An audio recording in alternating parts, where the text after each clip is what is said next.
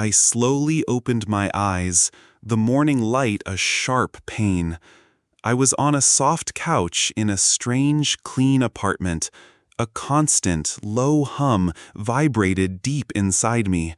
It was my power working tirelessly. Evelyn appeared, holding a glass of water.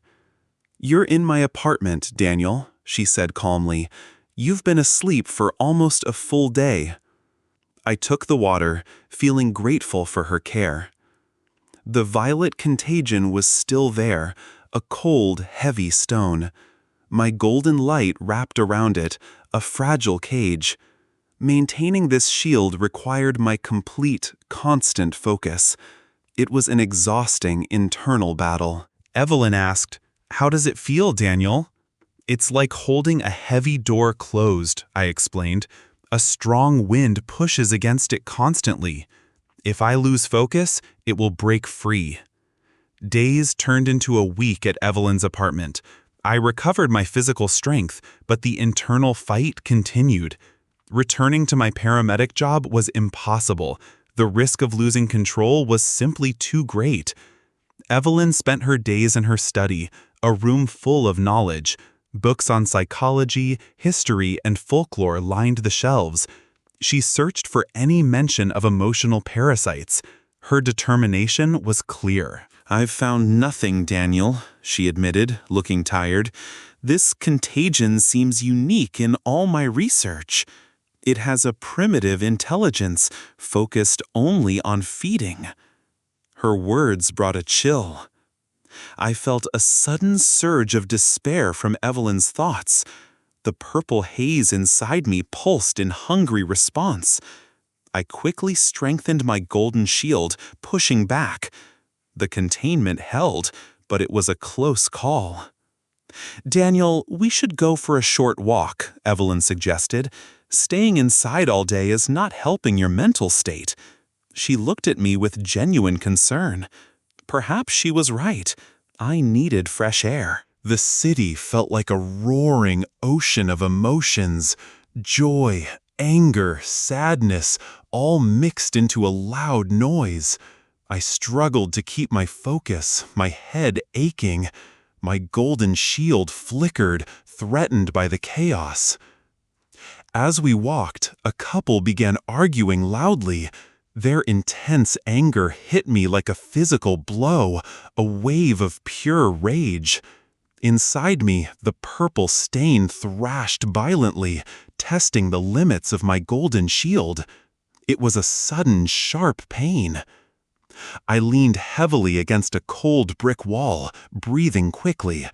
My golden shield flickered, barely holding the contagion back. Evelyn quickly took my arm, her face full of worry.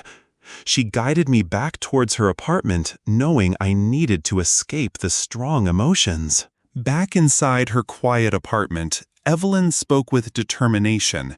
"Daniel, containing this problem is not a long-term solution," she stated. "We must find the source. We need to understand exactly where it came from to truly stop it." Evelyn pulled out the police file for the victim who had infected me. She spread the crime scene photos across her large table. Together, we looked through them again, searching for any small detail we had missed before. We hoped to find a new clue. Then, I noticed something in one photo. It was on the victim's hand, a faint marking, almost invisible. I pointed it out, my voice surprised. It looked like a small, stylized spiral with a tiny dot in its center. Evelyn immediately zoomed in on the image on her computer screen. She studied it carefully. "You're right, Daniel," she confirmed. "It looks intentional, not just a random mark. However, it's a symbol I have never seen before." Evelyn quickly turned to her keyboard, her fingers flying across the keys. She accessed a private database she had created. It contained symbols used by fringe groups and forgotten cults from around the world. The search for the symbol's meaning had begun. After a few tense minutes, a notification appeared on the screen. Evelyn gasped softly. I have a match, she exclaimed, her voice filled with shock. The symbol belongs to a shadowy group. They call themselves the collectors. The database entry was disturbingly brief. It explained, the collectors believe strong human emotions can be harvested. They see people not as individuals, but as a natural resource, a source of energy. The chilling philosophy made my stomach turn. Evelyn clicked a linked file and more information appeared. Several other case files filled the screen. Each one featured a victim who had died of unexplained causes, and each had the same faint symbol. This was not an isolated incident. It was a wider, terrifying conspiracy.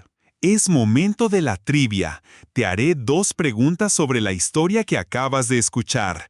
Piensa bien las respuestas y déjalas en los comentarios. Pregunta número 1. ¿Qué forma tenía el símbolo casi invisible que Daniel notó en la mano de la víctima? Tómate tu tiempo para pensar. Pregunta número 2. Según la base de datos de Evelyn, ¿cuál es la creencia central del grupo Los Coleccionistas? Esas son las 2 preguntas de nuestra trivia. No olvides dejar tus respuestas en los comentarios. Me encanta leer lo que piensan sobre las historias. Si te gustó el video, pon me gusta, suscríbete y activa la campanita para no perderte la próxima parte.